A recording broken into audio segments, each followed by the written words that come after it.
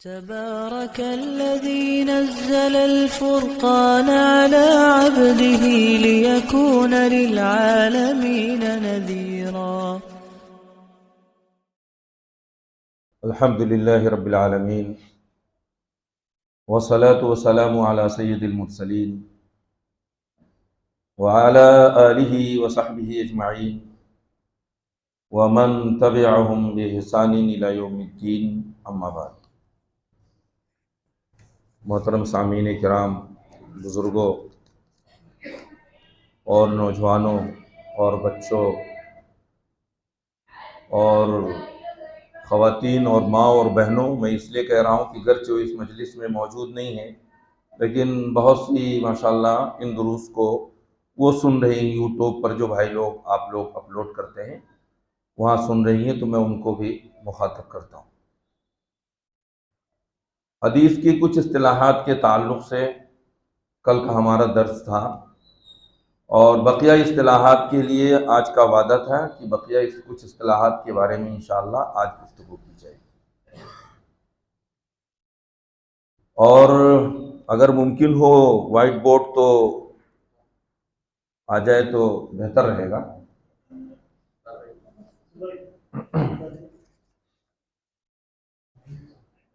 आज के दर्स में जो हम पहली चीज कहेंगे बताएंगे वो है सनद। सनद किसे कहते हैं? जैसे हमारी गुफ्तगू में जी ले आइए, फिर उसके बाद को लगा दें ताकि लोगों की तवज्जो जो है उसकी तरफ से हटके जो है दर्स की तरफ ही रहे। हाँ कहीं, हाँ उसी कोने में रख दीजिए।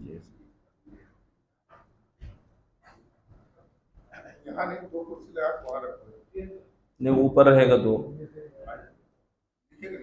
ऐसे कोने में नहीं हो सकता है ऐसे।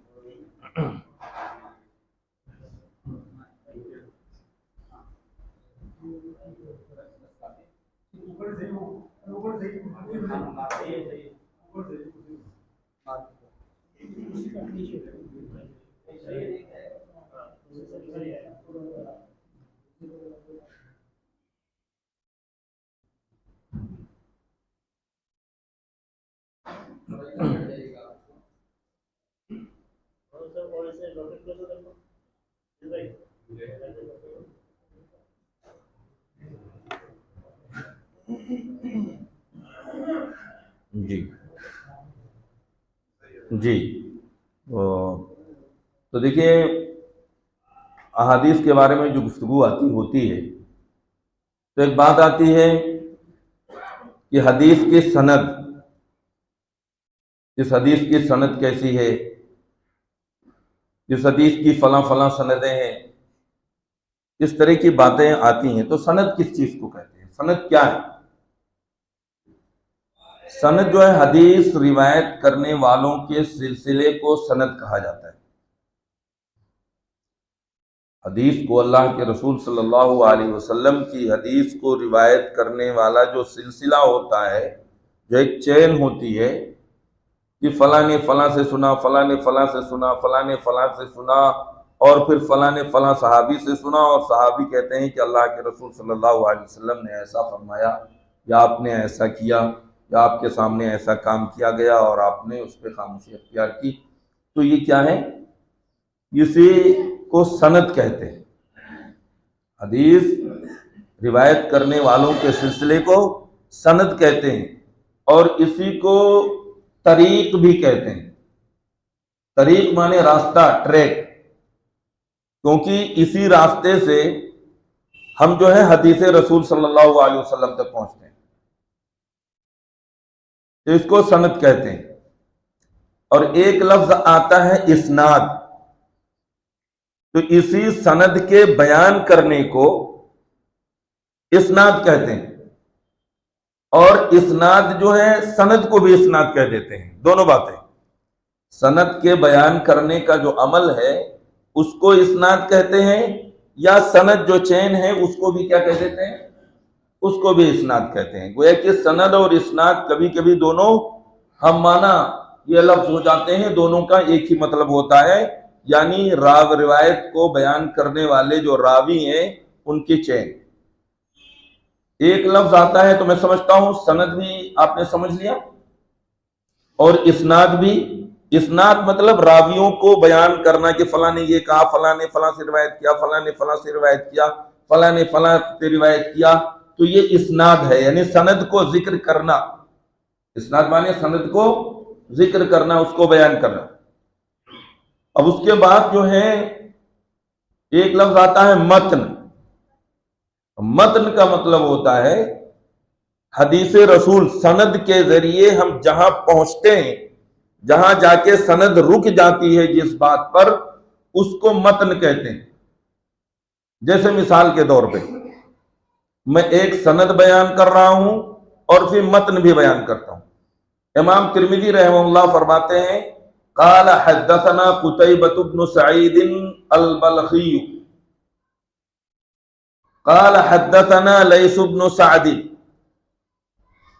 अन मुहम्मद इब्न शिहाब अज़्ज़ुहरी अन सईद इब्न अल-मुसय्यिब व अबी सलमता अन अबी हुरैरह रज़ियल्लाहु तआला अन्हु क़ाल क़ाल रसूलुल्लाह सल्लल्लाहु अलैहि वसल्लम इज़ा इश्तद्दल हर्रु फ़अब्रिदू बिज़्ज़ुhr फ़इन्न शिद्दतल हर्रि मिन फ़य्यि जहन्नम। इमाम तिर्मिज़ी रहमहुल्लाह ने इस सनद के साथ इस हदीस को अपनी जामे तिर्मिज़ी में जिक्र किया।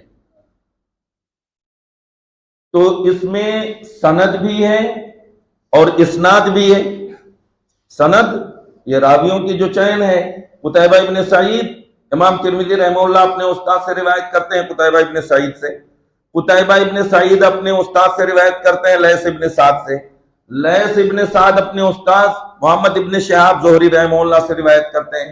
मोहम्मद इब्न शिहाब ज़ुहरी ये ताबई हैं, ये दूसरे ताबई सईद इब्न मुसय्यब से रिवायत करते हैं, और एक फिर दूसरे ताबई अबू सलमा से रिवायत करते हैं, और ये सईद इब्न मुसय्यब और अबू सलमा ये दोनों ताबई रिवायत करते हैं अपने उस्ताद हजरत अबू हुरैरा रज़ियल्लाहु ताला अन्हु से, जो मशहूर साहबी रसूल हैं। और अबू हुरैरा रज़ियल्लाहु ताला अन्हु फरमाते हैं कि अल्लाह के रसूल सल्लल्लाहु अलैहि वसल्लम ने फरमाया, इज़ा इश्तद्दल हर्रु, ये लफ्ज जो अबू हुरैरा रज़ियल्लाहु ताला अन्हु जो ये बयान करते हैं इज़ा इश्तद्दल हर्रु, यहां से मतन की इबारत शुरू होती। इज़ा इश्तद्दल हर्रु, जब सख्त गर्मी के दिन हो, फ़अब्रिदू बिज़्ज़ुhr, तो ज़ुहर को क्या करो, ठंडा करके पढ़ो। ठंडा करके यानी थोड़ा ताखीर से पढ़ो, ताकि लोगों को जो दूर से मस्जिद में आ रहे हैं, गर्मी की शिद्दत की वजह से दिक्कत हो सकती है, थोड़ा उनके लिए राहत हो जाए। और फिर आपने उसमें फरमाया फ़इन्न शिद्दतल हर्रि मिन फ़य्यि जहन्नम, ये गर्मी की जो शिद्दत है वो क्या है, जहन्नम की लपट में से। यह हदीस में ये चीज बयान की जाती है। ज़िम्नन मैं यहां एक बात बयान कर दूं, फिर उसके बाद मैं फिर इसी असल मौजू पे आता हूं कि हदीस में तो ये बयान किया गया कि गर्मी जो है ये जहन्नम की लपट की वजह से और जहन्नम की जो उसके भड़कने की वजह से दुनिया में गर्मी पैदा होती है।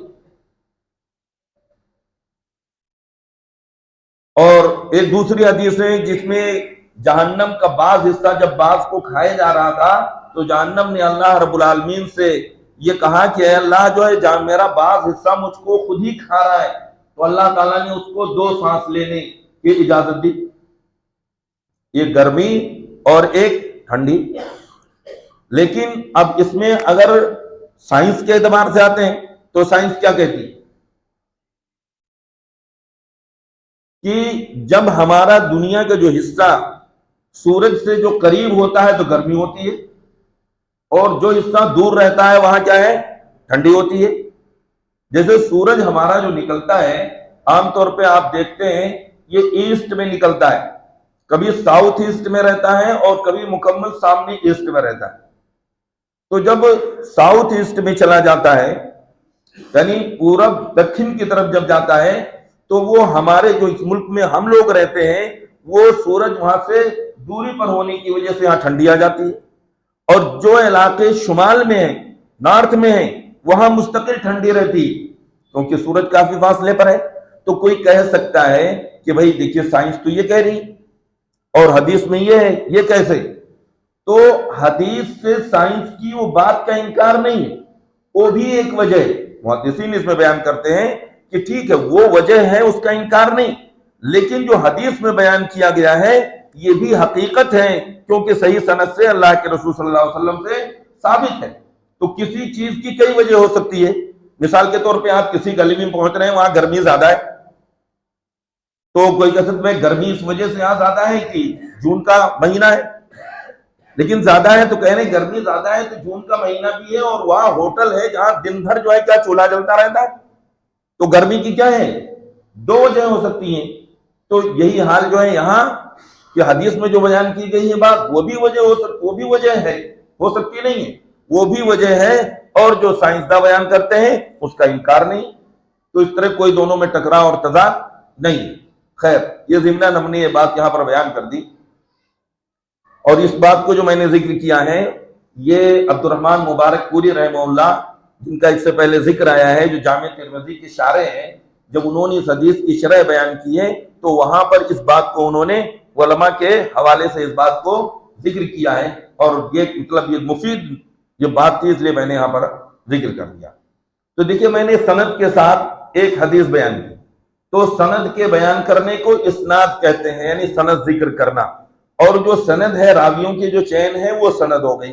और अल्लाह के रसूल सल्लल्लाहु अलैहि वसल्लम की जो हदीस है वो मतन है। तो ये बात समझ में आ गई? इसको आप कहें तो ब्लैक बोर्ड पे लिखूं, समझ में आ गई ना?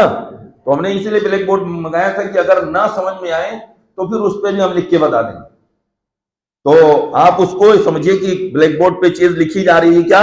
इमाम तिर्मिज़ी फरमा रहे हैं, काल हद्दसना कुतैबतु इब्नु सईद, काल हद्दसना लैस इब्नु साद, काल हद्दसना अन मुहम्मद इब्न शिहाब अज़्ज़ुहरी अन सईद इब्न अल-मुसय्यब व अबी सलमता अन अबी हुरैरता रज़ियल्लाहु तआला अन्हु क़ाल क़ाल रसूलुल्लाह सल्लल्लाहु अलैहि वसल्लम अबिरदु बिज़्ज़ुर फ इन शिद्दतल हर्रि मिन फैहि जहन्नम।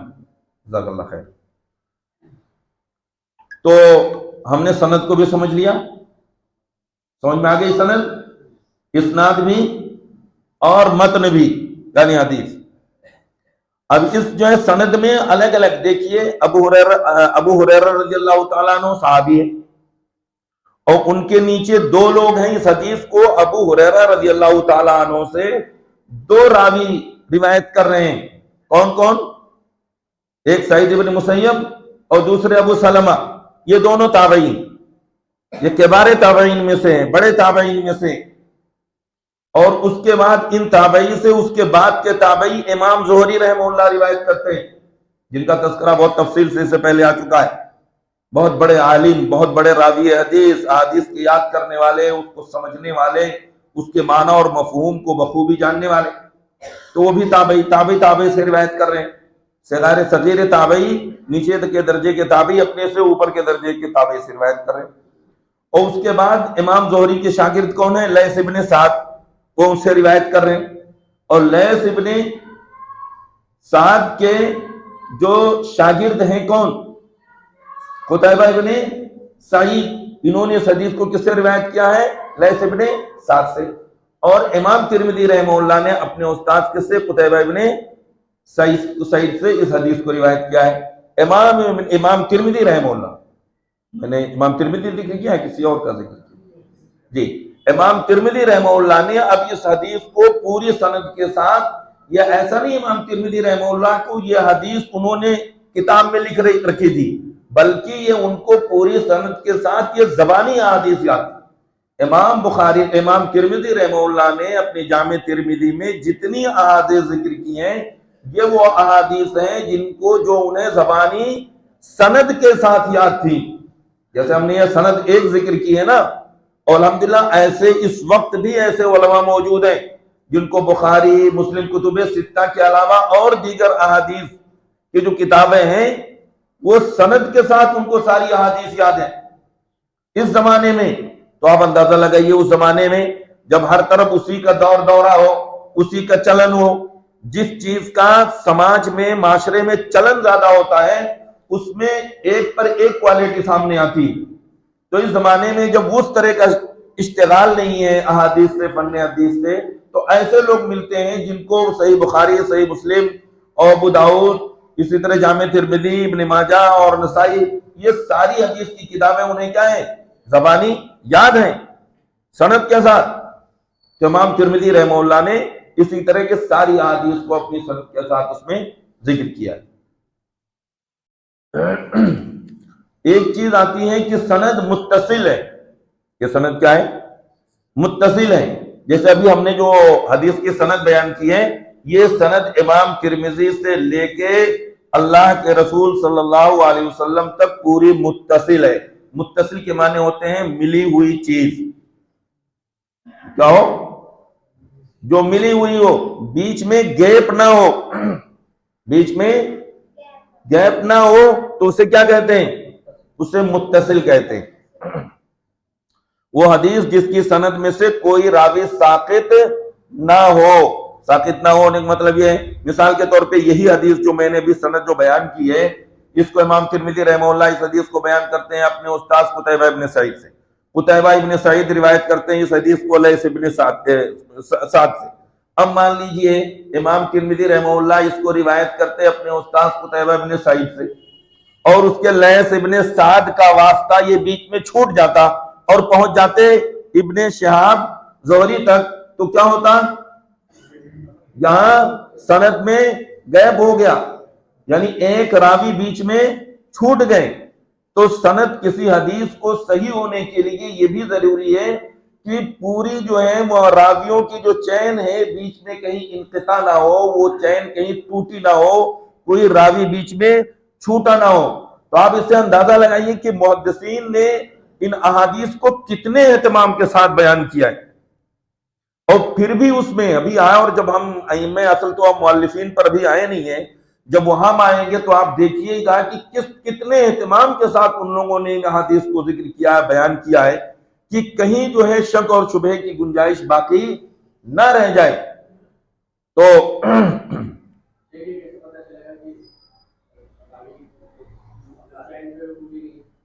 चैन टूटी नहीं है, तो वो जो इससे इश्तिगाल रखता है ना, जो इसको पढ़ता पढ़ाता है, वो इन सारी चीजों को तहकीक करके उसे मालूम हो जाता है। आम आदमी को नहीं मालूम होगा। दूसरे हदीस में रेफरेंस है और बाकायदा ऐसी किताबें तैयार हैं जिसमें लिखा गया है कि कौन कौन किसके उस्ताद हैं, कौन किसके शागिर्द हैं, किसने अपने उस्ताद से बाकायदा सुना है उस हदीस को, किसको उसका जमाना मिला नहीं मिला, या कोई किताब उनके तक पहुंची थी उससे रिवायत किया है। तो ये सारी चीजें अल्हम्दुलिल्लाह सारी चीजें क्या है, लिखी हुई हैं। तो उस फन के माहिरीन जो हैं वो जानते हैं। जैसे मिसाल के तौर पे मार्केट में कोई सामान आ रहा है वो डिफेक्टेड है, तो जो उस काम को करने वाले हैं उसको देखते हैं, उसे पहचान लेते हैं। लेकिन आम आदमी क्या है, वो नहीं पहचान पाता है और बहुत खुश होता है कि मैंने ब्रांडेड चीज बहुत कम पैसे में खरीदी है ना। उसे वो क्यों, वो तो देख के कि साहब इसमें ब्रांड का जो है नेम है, वो उसी में खुश हो गया। लेकिन उसमें कमी क्या है, जो उसका कारोबार करते हैं उन्हें पता है कि इसमें कमी कहां कहां है, खोट कहां है, किस वजह से चीज सस्ती हो रही। तो इसी तरह जो फन्ने हदीस के माहिरीन हैं, जो उससे शगफ रखते हैं, जो उनका जिनका पढ़ना पढ़ाना है, वो अल्हम्दुलिल्लाह वो सारी चीजें क्या है वो जानते हैं। और जानते हैं अपने जहन और दिमाग से नहीं, बल्कि जो उलमा और मुहद्दिसीन ने सारी चीजें किताबों में दर्ज कर दी। ठीक है, बात समझ में आ गई। तो अब उसके बाद मुत्तसिल वो हदीस जिसकी सनद में कोई रावी साकित ना हो, छूटा हुआ ना हो। उसके बाद है मुस्नद, जैसे मुस्नद अहमद इब्न हंबल। तो मुस्नद क्या है? तीन चीजें मिलती जुलती आ गई, सनद, इस्नाद, मुस्नद। ये सबका रूट एक ही है, सबका रूट और मसदर क्या है, एक ही है, उसी से अल्फाज ये निकले हुए हैं। तो मुस्नद वो हदीस जो मरफू और मुत्तसिल सनद हो, उसे मुस्नद कहते हैं। मरफू हदीस मरफू कल मैंने बताया था, हदीस मरफू हो यानी वो हदीस अल्लाह के रसूल सल्लल्लाहु अलैहि वसल्लम की हो, उस हदीस की निस्बत अल्लाह के रसूल सल्लल्लाहु अलैहि वसल्लम की तरफ की गई हो और मुत्तसिलुस सनद हो, सनद में कहीं कोई इनकता ना हुआ हो, कहीं कोई गैप ना हुआ हो, तो उसको क्या कहते हैं? मुस्नद कहते हैं। जैसे मुस्नद अहमद इब्न हंबल, ये तो हदीस के किताबों के नाम है। तो हदीस मुस्नद उस हदीस को कहते हैं कि जो मरफू हो, यानी अल्लाह के रसूल सल्लल्लाहु अलैहि वसल्लम की हदीस हो और उसके सनद क्या हो? मुत्तसिल हो। तो बात समझ में आ गई, तो बातें क्लियर हो गई। अब इसके बाद हम हदीस पे हमारी उन्हीं टर्म्स और इस्तिलाहात पे गुफ्तगू हो रही है। हदीस की किस्मों को हम यहां से अब जानेंगे सनदों की तादाद के एतबार से।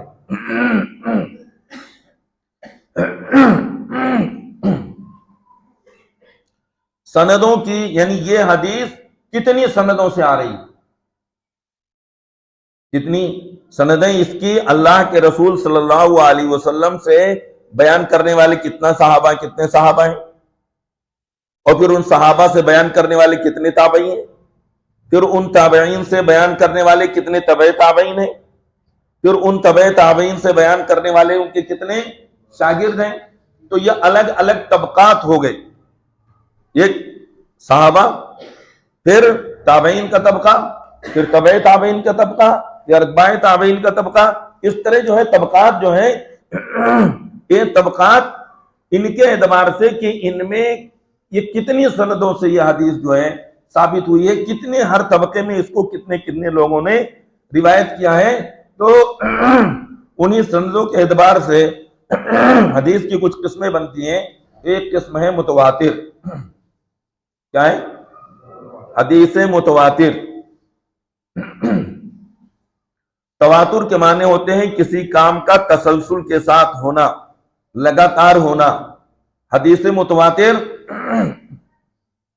यानी जिस हदीस को हर जमाने में, हर तबके में बहुत सारे रावियों ने बयान किया हो।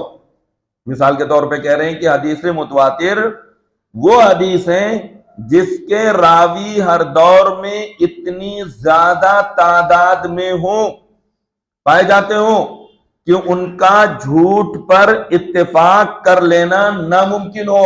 आमतौर पर भाई किसी चीज के बारे में झूठ बोलना है अगर इंसान को, तो कितने लोगों को कन्विंस करेगा? जैसे कोई गलत बात, कितने लोगों को? अपने जान पहचान में जो लोग हैं उसको तो मान लीजिए उनसे उसने बता दिया कि आप मान जाओ, लेकिन क्या जरूरी है कि सब मान जाए? लेकिन उससे पहले के लोग, फिर उसके बाद के लोग, फिर उसके बाद के लोग, तो वो इतनी सनदों से कह रहे हैं वो हदीस आ रही हो कि आम तौर पे ये बात उसके बारे में ना कही जाती हो कि सब लोगों ने इसको क्या झूठ बोलने पर इत्तेफाक कर लिया है। फिर दूसरे लफ्जों में वो हदीस जिसके रावी हर दौर में इतनी ज्यादा तादाद में पाए जाते हो कि उनका झूठ पर मुत्तफिक होना आमतौर पर नामुमकिन हो, तो ये ऐसी जो इस तरह की सनदों से जो अहादीस आती हैं उनको कहते हैं हदीस मुतवातिर। सबसे ऊंचा दर्जा है हदीस का, सबसे ऊंचा दर्जा है। उसके बाद जो है इससे नीचे दर्जे की जो अहादीस होती हैं, हदीस मुतवातिर से नीचे दर्जे की अहादीस, उनको कहते हैं खबरे वाहिद। क्या कहते हैं? खबरे वाहिद। खबरे वाहिद वो हदीस जिसकी रिवायत करने वाले रावियों की तादाद हदीस मुतवातिर के रावियों के तादाद के बराबर ना हो। फिर कितनी हो? खबरे वाहिद की तीन किस्में। नंबर 1 मशहूर, नंबर 2 अजीज और नंबर 3 गरीब। इन तीनों को अखबार आहद और हर एक को खबरे वाहिद कहते हैं। मशहूर भी खबरे वाहिद है और अजीज भी खबरे वाहिद है और गरीब भी खबरे वाहिद है। इनको खबरे वाहिद क्यों कहते हैं? कि इनमें रावियों की तादाद हर तबके में उतनी नहीं होती है कि जितनी हदीसें मुतवातिर के रावियों की तादाद हर तबके में हुआ करती है। अब जो है मशहूर के बारे में कितने रावी हो हर तबके में, तो उसको मशहूर कहेंगे। मुतवातिर के बाद मशहूर का दर्जा आता है। वो हदीस जिसके रावी हर तबके में रिवायत में, वो हदीस जिसके रावी हर तबके रिवायत में कम अज कम 3 हो। क्यों 3 हो? जैसे देखिए, हमने अभी जो हदीस जिक्र की थी उसमें हम आगे चल के पहुंचते हैं, ताबईन में 2 ताबई रिवायत कर रहे हैं। अबू हुरैरा रज़ियल्लाहु ताला अन्हु से रिवायत करने वाले कितने? 2 हैं। कौन? सईद इब्न मुसय्यब और अबू सलमा। तो इस तबके में क्या है? ये 2 हैं। तो इसी तरह जो हदीस रिवायत हो रही है, हर तबके में रावियों की तादाद कम से कम कितनी होनी चाहिए? अगर 3 हो और उसमें मुतवातिर की तमाम शराइत ना पाई जाएं, तो इसको मशहूर कहते हैं। इसको क्या कहते हैं? हदीसे मशहूर कहते हैं। इसके भी हदीस होने में कोई कलाम और कोई शुबा नहीं है। और मशहूर का दूसरा नाम मुस्तफीज भी है। मीम सीन ता फा या द्वाद, मुस्तफीज। मशहूर और मुस्तफीज दोनों एक ही चीज है। और खबर वाहिद की दूसरी किस्म अजीज। तो खबर वाहिद की पहली किस्म मशहूर, जिसमें रावियों की तादाद हदीस मुतवातिर के रावियों के बराबर ना हो, हर तबके में कम से कम कितने हो?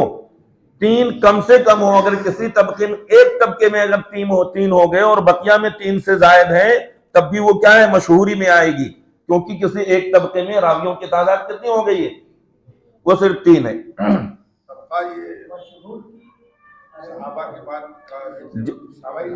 जी जी हाँ, ताबे बात के जो हैं।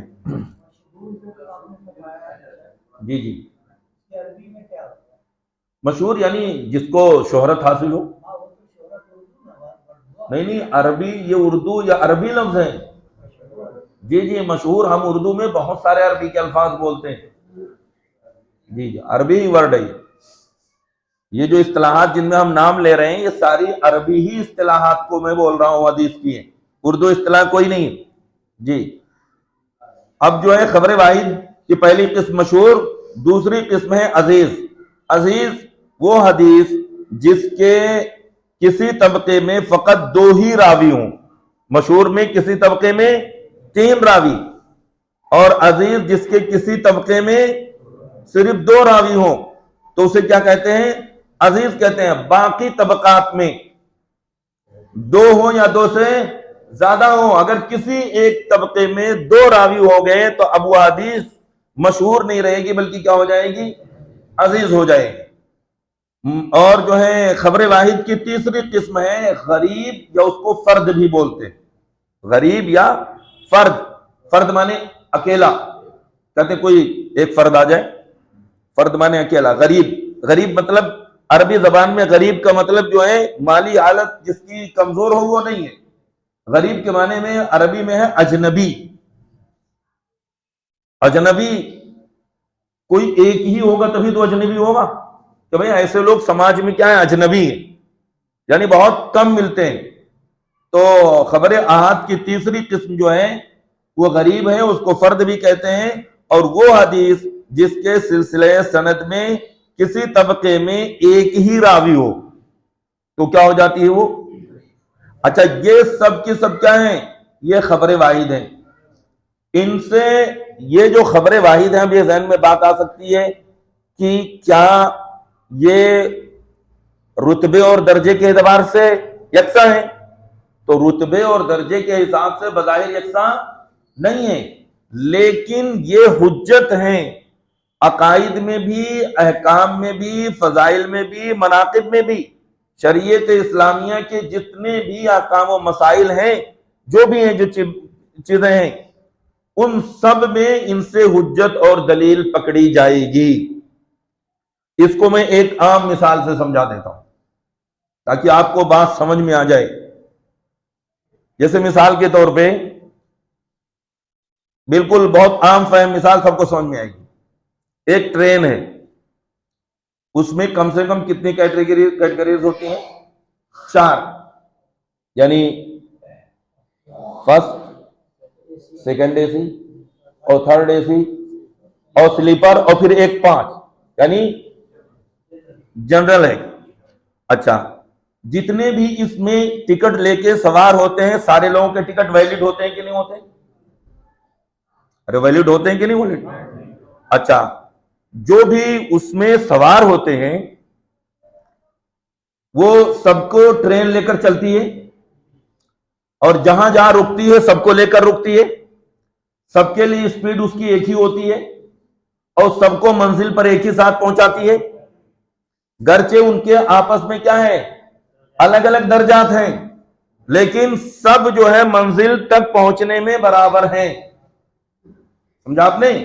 तो इसी तरह चाहे खबर मुतवातिर हो, चाहे वो खबरें आहाद हो, आहाद में से मशहूर हो, अजीज हो, गरीब और फर्द हो, सबसे दलील और हुज्जत पकड़ने में जो है आम तौर पे उलमा की मुहद्दिसीन की राय है कि सबसे हर तरह के मसाइल में दलील पकड़ी जाएगी। यही बात, यही मौक़िफ़ मजबूत है और ये समझ में आने वाला भी है। लेकिन यहीं पर कुछ लोगों को इश्कालात हो गए जिन्होंने कहा कि नहीं, इसमें जो है अकाइद में खबर आहाद हुज्जत नहीं। फिर इसी की बुनियाद पर जिसको जो मुहक्किकीन उलमाए हदीस हैं उन्होंने इसको तस्लीम नहीं किया है, यहीं से वो दरवाजा खुल गया कि बहुत सारे लोगों ने क्या है जब ये फर्क किया तो फर्क करते करते ऐसे लोग भी हो गए जिन्होंने क्या किया, कहा खबरें आहाद जो है वो अकाइद में हुज्जत नहीं, उससे कोई अकीदा साबित नहीं हो सकता है, हलाल और हराम का मसला साबित नहीं हो सकता है। अगर भाई आप खबरें वाहिद को यानी मशहूर को, अजीज को, गरीब फर्द को हुज्जत नहीं मानेंगे तो दीन के बहुत सारे मसाइल क्या हो जाएंगे, वो बगैर दलील के हो जाएंगे और फिर बढ़ते बढ़ते मामला क्या होता है, वो इनकार हदीस तक पहुंच जाता है। जबकि अक्ल ये कहती है कि दर्जात में फर्क तो है लेकिन सब जो है फायदा सबसे जो है एक ही जैसा मिलेगा, सब अल्लाह के रसूल सल्लल्लाहु अलैहि वसल्लम की हदीस है। जब सही सनद से साबित है, रावियों पे कोई कलाम नहीं है, मतन में कोई इख्तिलाफ नहीं है, तो उसमें फिर कोई दिक्कत नहीं है। जैसे मिसाल के तौर पे सहाबा हैं अल्लाह के रसूल सल्लल्लाहु अलैहि वसल्लम, हजरत अबू बकर रज़ियल्लाहु ताला अन्हु भी सहाबी हैं और अनस इब्ने मालिक भी सहाबी हैं, लेकिन जो दर्जा हजरत अबू बकर रज़ियल्लाहु ताला अन्हु का है, हजरत उमर फारूक का है, हजरत उस्मान गनी का है, हजरत अली का है, फिर हजरत अशरा मुबशरा का है, फिर जो है बैत रिजवान के सहाबियों का है, बदरी सहाबियों का है, जो लोग जो है फतह से पहले ईमान लाए उनका दर्जा है, जो फतह के बाद वाले ईमान है जो उनका दर्जा है। सबके दर्जे यकसा नहीं है, लेकिन है सबके सब क्या है, सहाबी ही हैं। और सबके बारे में अल्लाह को रसूल सल्लल्लाहु अलैहि वसल्लम ने फरमाया अस्सहाबतु कुल्लुहुम अदूल, कि सहाबा सारे के सारे आदिल हैं। यानी सहाबी अगर कोई बात कह रहे हैं तो उसमें हमें छानबीन नहीं करनी है कि ये सहाबी कैसे हैं, ये तो सहाबा के बाद वाले जो रावी हैं उनके बारे में ये छानबीन होती है। तो जिस तरह सहाबा के मुख्तलिफ दर्जात हैं, हजरत अबू बकर का जो दर्जा है वो सिगारे जो बात के छोटे जो सहाबा हैं जो उस वक्त जो उस दर्जे को नहीं पा सकते हैं, लेकिन सारे के सारे सहाबा शर्फ सहाबियत से मुशर्रफ और सारे के सारे आदिल हैं। और अल्लाह के रसूल सल्लल्लाहु अलैहि वसल्लम की जो हदीस है कि अल्लाह फी अस्हाबी ला तत्तखिदूहु गरदम मिन बादी फमन अहब्बहुम फबिहुब्बी अहब्बहुम वमन अबगदहुम फबिबुग़दी अबगदहुम। ये अल्लाह के रसूल सल्लल्लाहु अलैहि वसल्लम की आदेश सारे सहाबा के ताल्लुक से क्या सल्लल्लाहु अलैहि वसल्लम ने फरमाया, बहुत सुनिए, बहुत बुनियादी बात है, काम की बात है। अल्लाह के रसूल सल्लल्लाहु अलैहि वसल्लम जो है इसमें सारे सहाबा के बारे में फरमाने, क्या फरमा रहे कि मेरे सहाबा के बारे में अल्लाह से डरो। सिर्फ अबू बकर रज़ियल्लाहु ताला अन्हु के बारे में फरमाया, सिर्फ हजरत उमर, हजरत उस्मान गनी, हजरत अली, अशरा मुबशरा, बदरी, बैत उक़बा उला सानिया, बैत रिजवान के सहाबा के बारे में फरमाया। फतेह मक्का से पहले वाले के बारे में फरमाया? नहीं, सबके बारे में फरमाया। इसमें सब शामिल हैं, इसमें अम्र इब्न आस भी शामिल हैं, इसमें मुआविया इब्न सुफियान रज़ी अल्लाह ताला अन्हु भी शामिल हैं कि कुछ लोग जो है गलतफहमी की वजह से उनके जहन में बात आ जाती है कि जो एक कंफ्यूजन पैदा किया गया है, बात जो है जिनके दिलों में ये गलत मकासद के तहत पैदा किया उन्होंने कंफ्यूजन कि जो है हजरत मुआविया रज़ी अल्लाह ताला अन्हु का वो दर्जा नहीं, वो ऐसे और वैसे, जबकि वो सहाबी रसूल हैं। तो जितने भी सहाबा हैं उनके बारे में अल्लाह के रसूल सल्लल्लाहु अलैहि वसल्लम फरमा रहे हैं कि अल्लाह अल्लाह, यानी अल्लाह से डरो, अल्लाह से डरो। किसके बारे में? मेरे सहाबा के बारे में डरो। ला तत्तखिदूहु गरज़म मिन बादी, मेरे इंतकाल के बाद मेरे सहाबा को अपने तानो तशनी का निशाना मत बनाना। तो इसमें सारे सहाबा दाखिल हैं, ये नहीं, तफरीक नहीं की जाएगी। हम कौन होते हैं तफरीक करने वाले, जब अल्लाह के रसूल सल्लल्लाहु अलैहि वसल्लम वो रुतबा और दर्जा दे रहे हैं, और खुद अल्लाह ताला जो है फकत रज़ियल्लाहु अन्हुम व रज़ू अन्हु का अल्लाह ताला को उन्हें दर्जा और रुतबा दे रहा है कि अल्लाह उनसे राजी है और वो अल्लाह से राजी है। तो हम जो है ये बाद में आने वाले, हमारी क्या औकात है कि सहाबा के बारे में हम फैसला करें, है ना? ये मुंह और मशहूर की वाली बात, ऐसी बातें ये नाज़ेबा बातें हैं। और अल्लाह के रसूल सल्लल्लाहु अलैहि वसल्लम की ये जो हदीस है उसकी मुखालफत लाजिम आती, जबकि अल्लाह रब्बुल आलमीन का फरमान है क्या कि अल्लाह के रसूल जो तुम्हें दें उसको अपना लो और जिससे रोक दे उससे रुक जाओ। तो अल्लाह के रसूल सल्लल्लाहु अलैहि वसल्लम क्या कह रहे हैं कि अल्लाह से डरो, अल्लाह से डरो मेरे सहाबा के बारे में, और देखना मेरे बाद तुम उन्हें निशाना मत बनाना। क्यों? जिसने सहाबा से मोहब्बत की उसकी वो मोहब्बत मुझसे मोहब्बत की बुनियाद पर है। रसूल की मोहब्बत, अल्लाह की मोहब्बत, सहाबा की मोहब्बत, रसूल की मोहब्बत, ये पूरा ये तसलसल है। आपने फरमाया फमन अहब्बहुम फबिहुब्बी अहब्बहुम, अगर सहाबा से कोई मोहब्बत कर रहा है तो वो मुझसे मोहब्बत की बुनियाद पर वो मोहब्बत कर रहा है सहाबा। वमन अबगज़हुम फबिबुग़ज़ी अबगज़हुम, और जो सहाबा से अगर कोई बुग़्ज़ रखता है तो वो मुझसे बुग़्ज़ रखने की वजह से वो बुग़्ज़ रखता है। ये बड़ी खतरनाक बात है। वह सहाबी से बुग़्ज़ रखना या अल्लाह के रसूल सल्लल्लाहु अलैहि वसल्लम से बुग़्ज़ रखना है।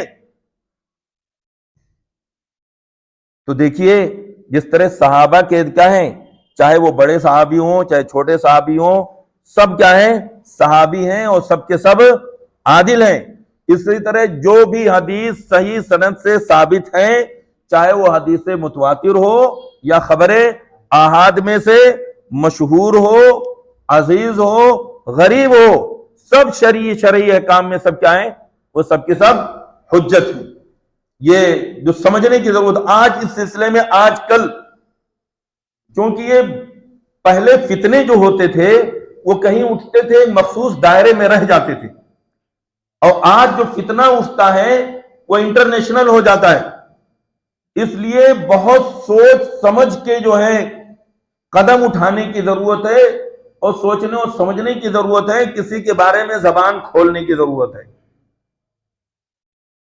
कहीं से अगर कोई एक आदमी कह रहा है और सहाबा के बारे में कह रहा है, हमें लग रहा है कि वो बहुत पुख्ता बात कर रहा है, लेकिन हमें लग रहा है पुख्ता बात कर रहा है ना, हम अपने इल्म की बुनियाद पर उसकी बात को पुख्ता समझ रहे हैं, लेकिन अहले इल्म की कसौटी पे जब परखेंगे तब पता चलेगा कि वो बंदा कितने पानी में है।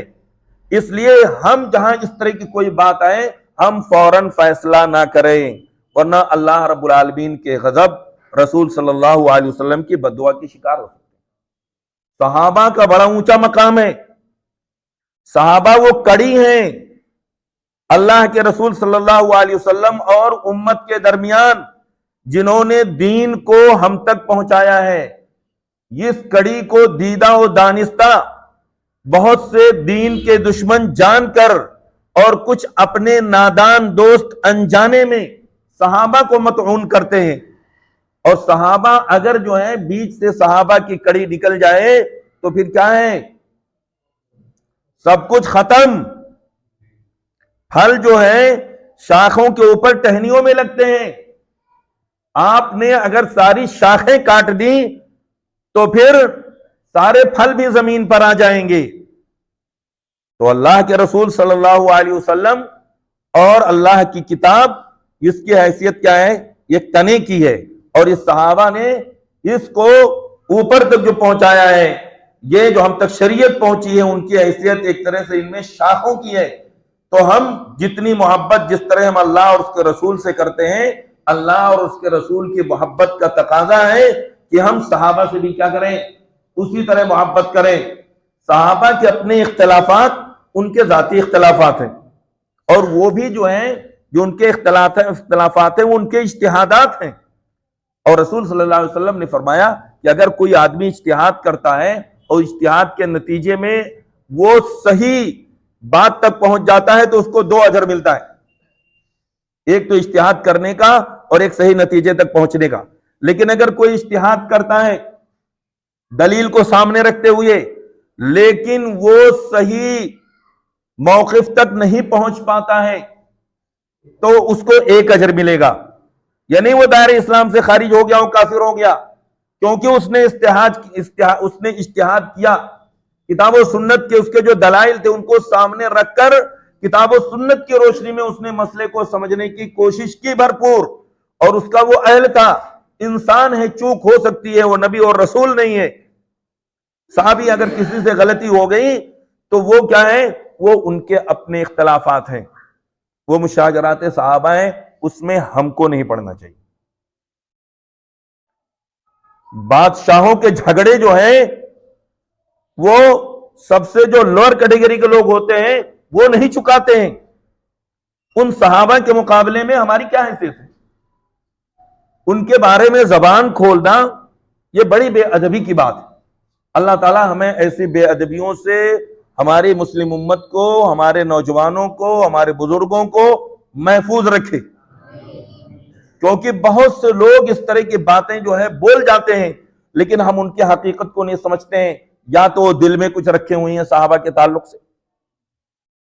वो एक बात आई थी हदीस सकलैन की, उस पर हम गुफ्तगू बाज़ाब्ता करेंगे इंशाअल्लाह, और उस पर बात आएगी, हम दलाइल की रोशनी में साबित करेंगे कि उसका दलाइल, किताब और सुन्नत के दलाइल से क्या मतलब बनता है। एक आदमी तो आया और उसने हदीस सकलैन के उसका जाहिर को सामने रख के एक बात वो बोल गया, और हमारे ध्यान में भाई सही मुस्लिम की रिवायत है, और ये देखिए कितनी दलील के साथ बात कर रहे हैं। अरे भाई सिर्फ सही मुस्लिम की रिवायत नहीं, उस रिवायत को सामने रखिए और सही सारी रिवायात को सामने रखिए, फिर कुरान में देखिए क्या कहा गया है, हदीस में क्या कहा गया है, फिर उसका हदीस का उसका मफहूम मुतय्यन होगा। ऐसे नहीं एक हदीस को रखने से मफहूम मुतय्यन हो जाता है, उस मौजू से मुतालिक सारी हदीस जिक्र कीजिए, सामने रखिए, तब मसला खुल के आता है। तो सारे सहाबा, सारे अहले बैत ये मुअज़्ज़ज़ हैं, ये मोहतरम हैं, ये लायक एहतराम है, उनकी मोहब्बत ये जुज़्वे ईमान है। लेकिन आपस में तफरीक करना, किसी के लिए बुग़्ज़ रखना, किसी के बारे में नाज़ेबा कलिमात कहना, ये गोया कि हम अपनी आक़िबत खराब कर रहे हैं। अल्लाह रब्बुल आलमीन ऐसी नादानियों से हमें महफूज रखे। तो आज तो एक दूसरी तरफ बात मुड़ गई, और बात क्योंकि मौके की थी, अहम थी, इसलिए मैंने जिक्र कर दिया। अल्लाह ताला की ज़ात से उम्मीद है कि इंशाअल्लाह इससे फ़ायदा होगा। तो अभी ये जो है, ये दर्स जो है 1 दिन और चलेगा, ये वाला। तो अल्लाह रब्बुल आलमीन से दुआ है कि अल्लाह ताला हमें दीन को समझने और समझकर उस पर अमल करने की तौफीक अता फरमाए। आमीन। वस्सलामु अलैकुम वरहमतुल्लाहि व बरकातुहू। जी जी,